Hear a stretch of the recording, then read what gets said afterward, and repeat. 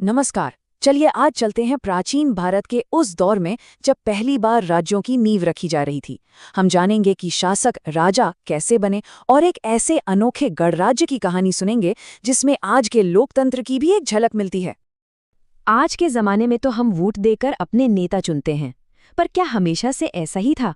जरा सोचिए, करीब 3000 साल पहले कोई राजा कैसे बनता होगा? चलिए, इसी सवाल का जवाब ढूंढने के लिए समय में थोड़ा पीछे चलते हैं। तो उस दौर में शासक बनने का तरीका कोई चुनाव नहीं बल्कि एक बहुत ही भव्य अनुष्ठान हुआ करता था। इसे कहते थे अश्वमेध यज्ञ, मतलब घोड़े की बलि का यज्ञ। मतलब उस जमाने में ऐसा नहीं था कि राजा का बेटा ही राजा बनेगा या कोई चुनाव होगा। जो भी शक्तिशाली होता था वो बड़े बड़े यज्ञ और अनुष्ठान करके राजा बन जाता था। ये अपनी शक्ति और अपना प्रभाव दिखाने का एक जबरदस्त तरीका था। ये पूरी प्रक्रिया आप सोचिए, किसी फिल्म की कहानी जैसी थी। एक राजा अपने सबसे खास घोड़े को आजाद छोड़ देता था। अब अगर किसी दूसरे राजा ने उस घोड़े को अपने इलाके में रोका तो इसका सीधा मतलब था युद्ध की चुनौती। और अगर किसी ने नहीं रोका तो ये मान लिया जाता था कि सबने उसकी ताकत को स्वीकार कर लिया है। साल के अंत में जब वो घोड़ा वापस आता तो उसकी बलि दी जाती और यज्ञ कराने वाला राजा महाराजा कहलाता। तो ठीक है, राजा तो बन गए, लेकिन ये राज करते कहाँ थे?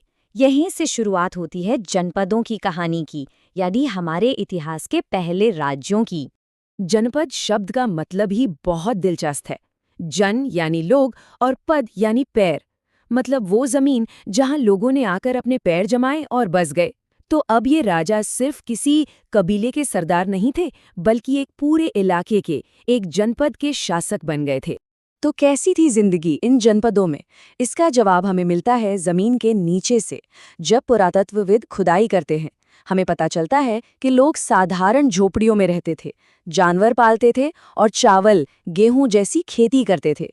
मजे की बात यह है कि आज के दिल्ली का पुराना किला और मेरठ के पास हस्तिनापुर जैसी जगह कभी ऐसे ही चहल पहल वाले जनपद हुआ करते थे।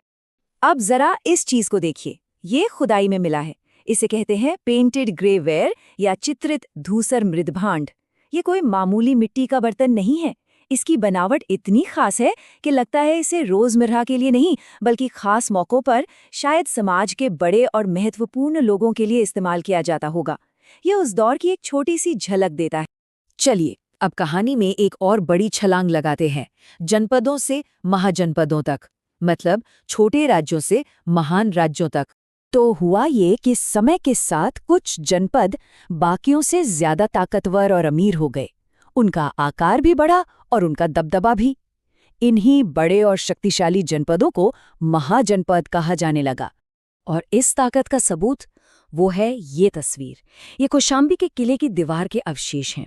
जरा सोचिए, 2500 साल पहले इतनी बड़ी बड़ी दीवारें बनाना, ये सिर्फ सुरक्षा के लिए नहीं थी, बल्कि ये राजा की ताकत और उसके राज्य की समृद्धि का ऐलान करती थीं। तो एक महाजनपद को इतना महान क्या बनाता था? पहली बात, उनकी राजधानियां मजबूत किलों से घिरी होती थी।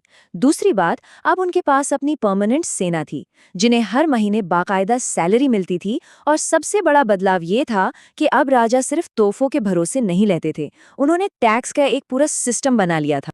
लेकिन सवाल ये है कि इतनी बड़ी सेना, इतने बड़े बड़े किले, इसका खर्चा आता कहाँ से था? इसका जवाब है खेती में हुए जबरदस्त बदलावों से। लोहे के हल और धान की रोपाई जैसी नई तकनीकों से पैदावार कई गुना बढ़ गई। और जब अनाज ज्यादा हुआ तो टैक्स भी ज्यादा आया, जिससे राज्य और भी शक्तिशाली हो गया। अब आते हैं इस दौर के सबसे दिलचस्प पहलू पर। उस समय शासन के दो बिल्कुल अलग अलग मॉडल चल रहे थे। एक तरफ था राजतंत्र, जहां एक राजा का राज था, तो दूसरी तरफ था एक प्राचीन गणराज्य। ये दोनों मॉडल एक दूसरे से जमीन आसमान के फर्क पर थे। एक तरफ था मगध, जहां अजातशत्रु जैसे ताकतवर राजा का हुक्म ही कानून था, तो दूसरी तरफ था वज्जी संघ, जहां कोई एक राजा था ही नहीं। वहां कई शासक मिलकर सभाओं में बहस करते थे और फिर कोई फैसला लेते थे। एक तरफ एक व्यक्ति का शासन, तो दूसरी तरफ सामूहिक शासन। मगध की ताकत का अंदाजा आप इसी बात से लगा सकते हैं। कहते हैं कि जब दुनिया जीतने निकले सिकंदर की सेना ने मगध की विशाल सेना के बारे में सुना, पैदल सैनिक, रथ और हाथियों के झुंड, तो उन्होंने आगे बढ़ने से ही मना कर दिया था। और उधर वज्जी में सिस्टम एकदम अलग, एकदम क्रांतिकारी था।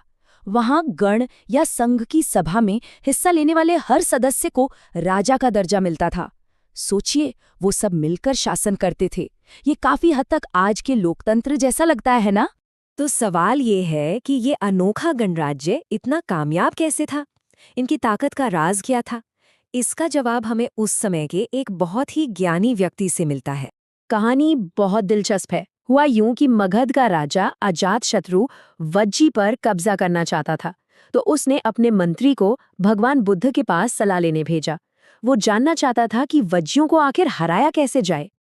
बुद्ध का जवाब बहुत गहरा था। उन्होंने कहा, वज्जियों को हराना तब तक नामुमकिन है जब तक वे कुछ बातों का पालन करते रहेंगे। जब तक वे नियमित सभाएं करते हैं, एकता से काम करते हैं, अपने बनाए नियमों को मानते हैं, बड़ों का आदर करते हैं, महिलाओं का सम्मान करते हैं, तब तक उन्हें कोई नहीं तोड़ सकता। ये सिर्फ नियम नहीं थे, ये एक सफल और मजबूत समाज की नींव थे। तो ये है पूरी कहानी एक नज़र में।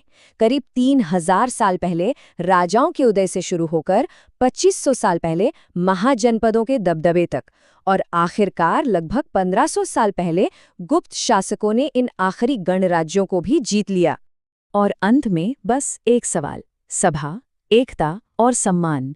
वज्जी गणराज्य के ये सिद्धांत हजारों साल पुराने हैं, पर सोचिए, क्या आज की हमारी दुनिया में ये प्राचीन विचार हमें एक बेहतर समाज बनाने का रास्ता दिखा सकते हैं?